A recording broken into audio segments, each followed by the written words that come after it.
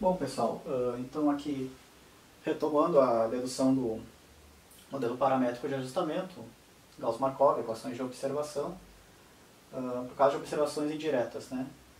Modelo linear ou linearizado, né? Então a gente viu que a gente busca minimizar a soma ponderada, a soma do quadrado dos resíduos, ou seja, o vetor E transposto vezes o vetor E. No universo das matrizes vai corresponder a levar todas as suas componentes ao quadrado, somar, e essa soma tem que resultar no mínimo.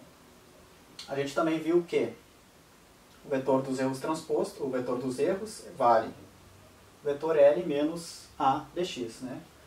Quem é o vetor L? É o vetor das observações originais, y, menos o vetor das observações ditas reduzidas, né? O y0, f de x0. Então, ao aplicar o vetor dos parâmetros iniciais no sistema de equações, vou ter o vetor y0. Observações originais y menos y0, vetor L. Matriz A, matriz das derivadas. Né? Então, vou ter as equações de observação, N equações de observação. Tomando as derivadas em relação a cada um dos parâmetros incógnitos, eu tenho a matriz A. E o dx, por fim, né, é o vetor de correção aos parâmetros iniciais. Então, eu tenho o chute inicial, o vetor x0, somando o elemento dx, né, esse vetor de correção aos parâmetros iniciais, eu consigo obter finalmente o vetor dos parâmetros ajustados, que é o que nos importa, né, o x-chapéu. Então aqui é a expressão geral, né, soma do quadrado dos erros aparentes, que é igual à soma do quadrado dos resíduos. Né. Agora a gente vai fazer o seguinte, nessa expressão geral, a gente vai adicionar uma matriz peso para as observações. Por quê? Porque não necessariamente as observações vão ter sempre a mesma precisão. E não necessariamente elas vão ser sempre decorrelacionadas, sem correlação. Elas podem tanto ter correlações, quanto ter variâncias diferentes. Então, como é que a gente pondera essas questões? A gente insere aqui uma matriz peso. Aqui eu já vou fazer a operação transposto, né? L transposto menos dx transposto A transposto, vezes a matriz peso, Wzão, vezes L menos A dx. Isso tem que ser mínimo. Quem vai ser essa matriz peso, né, Wzão? A gente vai tomar ela como sendo o inverso da matriz de covariância das observações. Né? O que eu quero dizer com isso? Vamos ver, por exemplo, para esse nosso caso simplificado que a gente estava abordando. Aqui a gente tem dois desníveis, né, o dn1 e o dn2, e um parâmetro, a altitude, a vazão. Bom, a gente pode ter a situação onde o desnível 1 tem uma precisão diferente do desnível 2. Né? Ele tem uma precisão melhor ou pior, enfim, diferente. Então, no ajustamento, o que a gente espera? Né? Que a correção, o resíduo do desnível seja proporcional à sua precisão, ao seu desvio padrão. Maior o desvio padrão, maior o resíduo. Menor o desvio padrão, menor o resíduo. Só que a gente tem que informar isso no ajustamento. Né? Como é que a gente informa isso? Aí é que entra a matriz peso. Né? O que a gente vai fazer? A gente faz o seguinte, ó. Vamos supor, por exemplo, que o primeiro desnível ele tenha uma precisão de 2 milímetros. Já o segundo desnível tem uma precisão de 5 milímetros. Então, um pouco pior. Após o ajustamento, o que a gente espera? Que o desnível 1 receba uma correção menor que o desnível 2. Por quê? Porque a precisão do desnível 1 é 2 milímetros, a do desnível 2 é 5. Então, esse erro estimado tem que ser maior do que esse, né? É o que a gente espera, pelo menos. Como é que a gente consegue fazer isso no ajustamento? Né? Como é que a gente condiciona isso? Vamos definir a matriz de covariância dessas observações, sigma y, que vai corresponder às variâncias na diagonal principal e às covariâncias fora da diagonal principal. Então, 0. Então, o que eu estou assumindo aqui? Que esse desnível não tem correlação, não tem covariância com esse desnível. Então, por exemplo, equipes diferentes, com instrumentos diferentes, em dias diferentes. Né? Então, duas linhas de nivelamento distintas e estatisticamente dependentes, sem correlação de erros entre elas. Bom, as variâncias é o quadrado do desvio padrão, né? Então a nossa matriz de covariância aqui, 2 ao quadrado 4, 5 ao quadrado 25. Então essa é a nossa matriz de covariância, 2 por 2, duas observações para esse exemplo. Bom, e a matriz peso? A peso vai ser o inverso dela. Então a matriz peso da visão, o inverso da matriz de covariância. Quem é o inverso de uma matriz diagonal? A gente pega simplesmente a diagonal principal, faz o inverso dos seus elementos, fora dela 0, né? Então nesse caso, o inverso de 4, 1 quarto, e o inverso de 25, 1 sobre 25. Fora da diagonal principal, 0. Então o peso da primeira observação, 1 quarto. O peso da segunda observação, 1 sobre 25. Aqui a gente considerou os desvios padrões em milímetros. Poderíamos entrar com eles em metros também, né? 0,002 metros, 0,005 metros. Não há problema, né? Então, tanto faz, na verdade, né? A gente só tem que ter em mente depois que quando a gente fosse extrair os desvios padrões dos parâmetros, eles estariam nas respectivas unidades, né? Então aqui, trabalhando com milímetros, sairiam em milímetros, trabalhando em metros, sairiam em metros. O importante é a mesma unidade para ambos, que aí a gente mantém o que importa, né? Que é o peso, a precisão relativa entre eles, né? Então eles têm que estar na mesma unidade. Bom, essa é a nossa matriz peso. Se a gente fosse aplicar nesse sistema aqui, que no nosso caso são apenas 2 desníveis, né? Sem correlações, ficaria simplesmente o erro estimado na primeira observação ao quadrado, dividido por 4. Por que dividido por 4? Porque ficaria ele vezes o seu peso. Mas o peso é 1 quarto, né? Então ele dividido por 4. Mais o erro estimado na segunda observação, dividido por 25. Por que dividido por 25? Porque seria vezes o seu peso, mas o seu peso é 1 sobre 25. Isso tem que ser igual ao mínimo. E é aqui que entra a ponderação. Se não tivesse esses elementos, a soma do quadrado dos erros teria que ser o mínimo. Sem ponderação, né? Simplesmente encontrar o valor da altitude que minimiza aquela expressão. Quando a gente coloca esses pesos na jogada, né?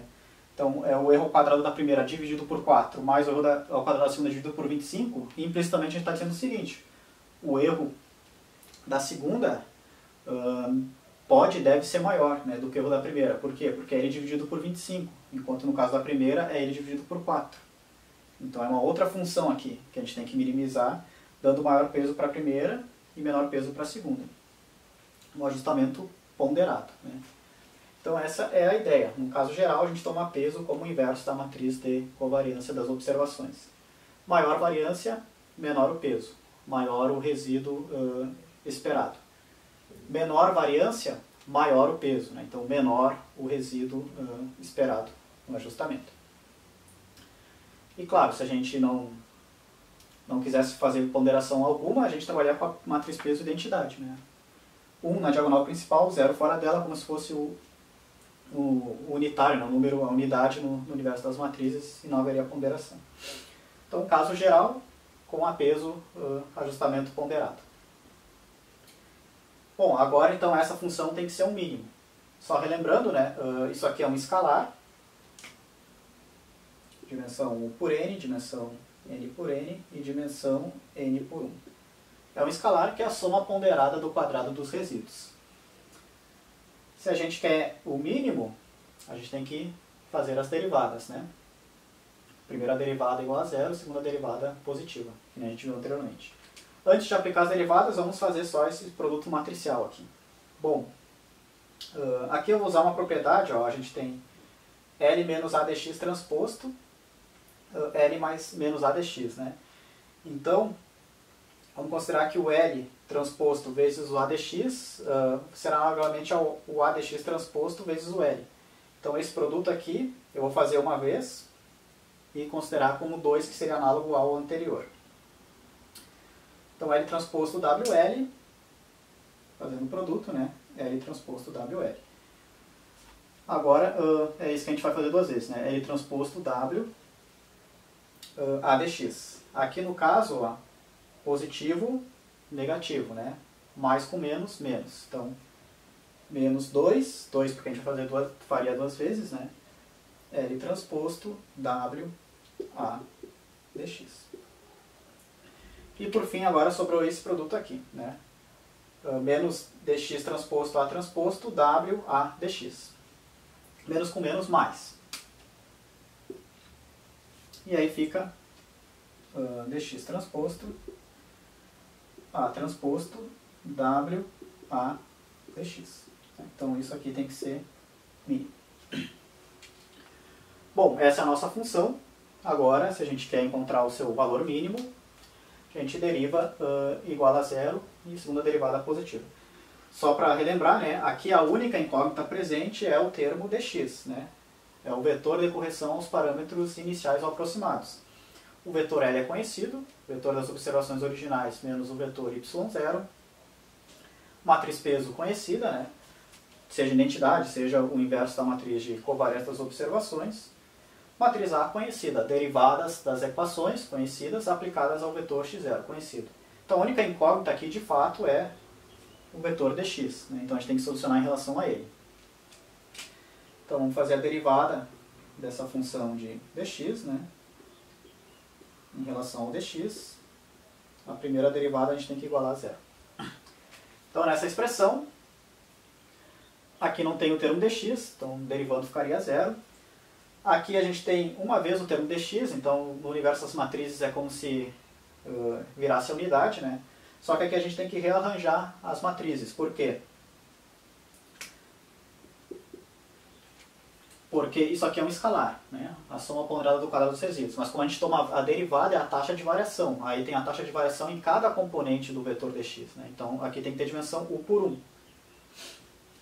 Então aqui ficaria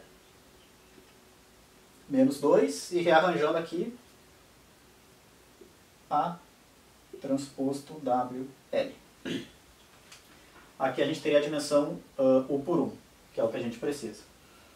E aqui dx transposto dx, é como se fosse o dx ao quadrado.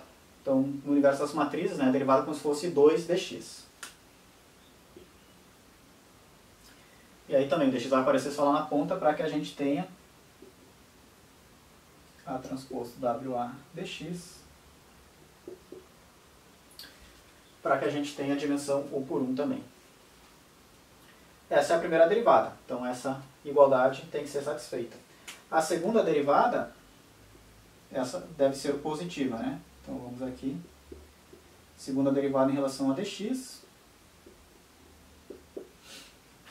Bom, aqui não tem o dx, né? Então derivada é zero. E aqui ficaria 2 A transposto WA. O dx ficaria 1, né?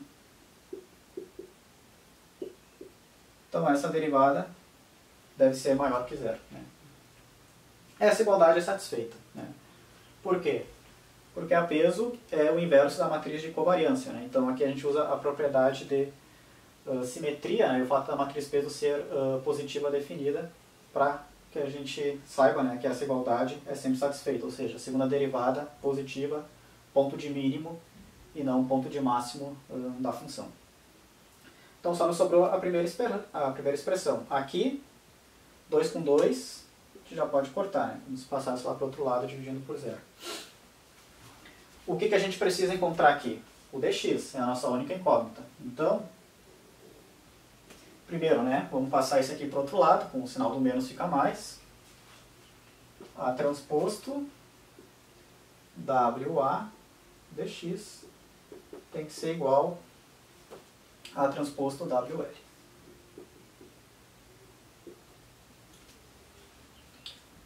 Bom, agora a gente precisa jogar essa matriz para o outro lado, né, que ela está multiplicando, lá ela passaria dividindo. No universo das matrizes, a gente joga com a matriz inversa. Então, nosso dx fica A transposto WA na menos 1, A transposto WL. Essa é a chamada solução geral do ajustamento pelo modelo paramétrico. Então ela é válida para qualquer caso, né? Para qualquer ajustamento pelo modelo paramétrico. Eu só preciso definir as matrizes A e W e o vetor L. E aí eu já tenho a solução. a solução analítica, né? Então essa é a expressão que nos importa, né? Aqui a gente fez toda a derivação dela para garantir, para provar matematicamente que ela obedece ao critério dos mínimos quadrados, né? Mínimos quadrados ponderados ou não. Essa é a solução geral. Tendo o vetor de correção aos parâmetros iniciais, o vetor dos parâmetros ajustados vale o vetor dos parâmetros iniciais x0 mais esse vetor de correção, mais o dx. Bom, tendo o vetor de correção dx, a gente também pode encontrar o vetor dos erros correspondentes, né? Então, os erros estimados das observações valem L menos A dx. Ou, analogamente, o resíduo é o erro com sinal trocado, multiplicando por menos 1. O vetor dos resíduos ajustados vale A dx menos L. E, por fim, se eu quiser as observações ajustadas, quem é a observação ajustada? É a observação original mais a sua correção, mais o seu resíduo. Então, o vetor y, chapéu, observações ajustadas, vale o vetor das observações originais, y, mais o v, chapéu, mais o vetor dos resíduos ajustados. Então, aqui é a solução do problema. Um caso geral, né? Então, válido aí para qualquer ajustamento pelo modelo paramétrico. No nosso exemplo, o nosso vetor dos parâmetros ajustados seria simplesmente um escalar, que é a altitude ajustada. O nosso vetor das observações é o primeiro desnível e o segundo desníveis, originais, de campo. E eles ajustados, né, y chapéu, seria o valor de cada um deles mais o seu respectivo resíduo, obtido no ajustamento, né?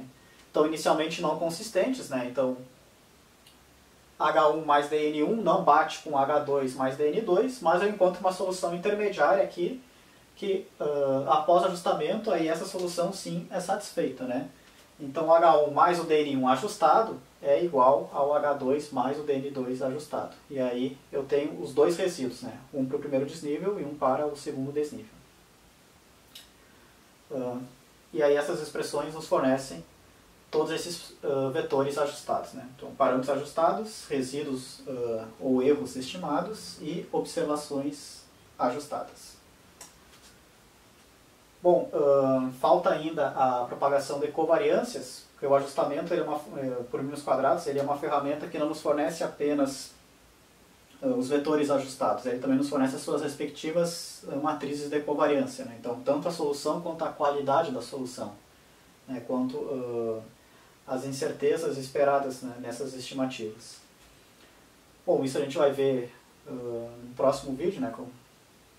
Vou ter que apagar o quadro aqui. Então, apenas para concluir, essa foi a solução geral do ajustamento e, claro, daqui para frente, nos exemplos, a gente vai trabalhar já direto com a solução geral, né?